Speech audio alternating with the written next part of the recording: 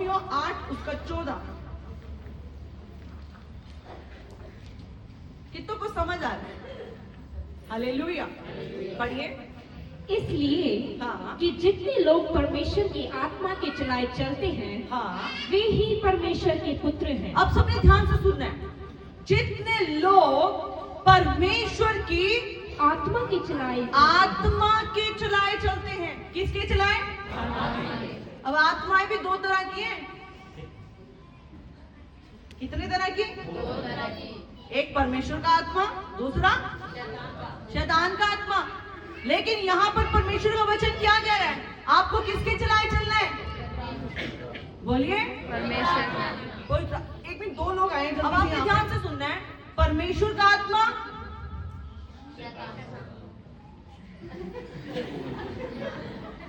परमेश्वर का आत्मा और शैतान का आत्मा नहीं, एग्जाम्पल है, ठीक है।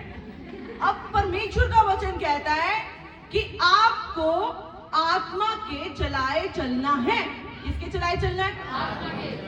इसके चलाए नहीं चलना है, दोनों आत्माएं, फर्क आपको ध्यान रखना है। अब पवित्र आत्मा के चलाए आपको चलना है। जो एक आत्मिक जन होगा, जो एक विश्वासी होगा, वो पवित्र आत्मा के साथ साथ चलेगा। पवित्र आत्मा उसको कहेंगे प्रार्थना करो, हाँ वो प्रार्थना करेगा। हालेलुया। पवित्र आत्मा उसको कहेंगे वचन को पढ़ो, हाँ वो वचन को पढ़ेगा। पवित्र आत्मा कहेंगे आनंद को करो, आनंद को करेगा। आपको पवित्र आत्मा के साथ साथ चलना है। जो पवित्र आत्मा कहते हैं आपको उस काम को करना है। पवित्र आत्मा आपको कभी नहीं कहेगा जाके चुगलियां करो, नहीं नहीं नहीं, फिर वो ये आत्मा कहेगा चल भाई। ये कौन सा आत्मा है? अब ये क्या कह रहा है? प्रार्थना नहीं करनी। ठीक है, प्रार्थना करने का तो टाइम भी नहीं है। फास्टिंग नहीं करनी। अरे यार पता है कितनी देर भूख रही, चिली चिकन तो हर रोज खाने का मन करता है। मैं फास्टिंग कैसे करूँगा? तू सही कह रहा है यार, मैं तो तेरे साथ ही रहना है। वर्शिप नहीं करनी। वर्शिप वो तो पास्टर राजेश का काम है, 24 घंटे वर्शिप में ही लगे रहते हैं, दिन रात पागल ही कर देते हैं यार। अरे हम नहीं करते वर्शिप, हम तो सोएंगे। आनंदित नहीं रहना है। सड़ा हुआ तो मैं पहले ही, मेरी शक्ल ही थोड़ा लगता हूँ मैं, मुझे क्यों रहना है? आनंद तो मेरे जीवन में आसपास भी नहीं है। देख जरा, कहीं दिख रहा है आनंद? आनंद का तो आ भी नहीं है, यूं ही सड़ा रहूंगा मैं हमेशा। इसे याद ही नहीं आ रहा शैतान के काम। बोल भाई। वचन नहीं पढ़ना है।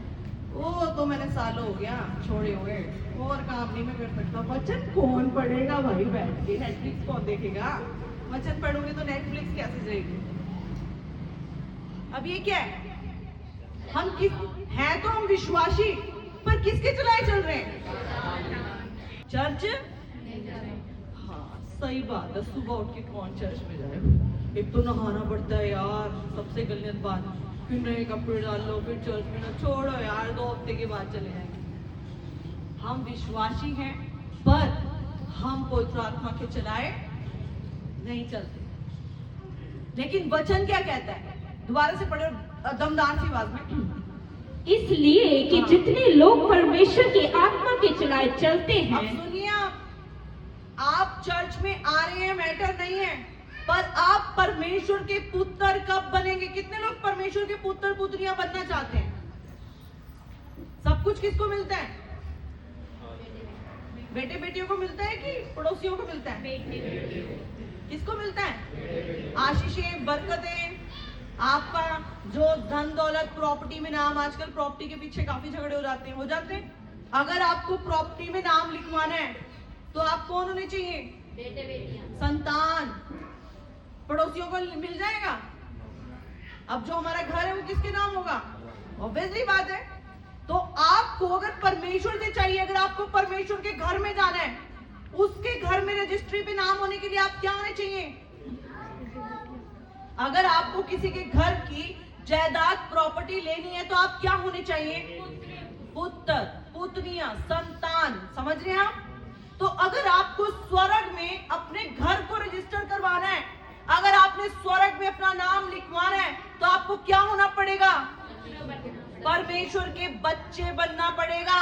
और आप परमेश्वर के बच्चे कब बनेंगे? पढ़िए। जितने लोग आत्मा के चलाए चलते जितने हैं, लोग आत्मा के चलाए चलते हैं, वे जब आप आत्मा के चलाए चलेंगे, पवित्र आत्मा का स्वभाव आप में होगा, यीशु का स्वभाव आप में होगा, पवित्र आत्मा आपको यीशु के पुत्र और पुत्री बना देगा, तब आपके नाम स्वर्ग में रजिस्टर किए जाएंगे। हालेलुया।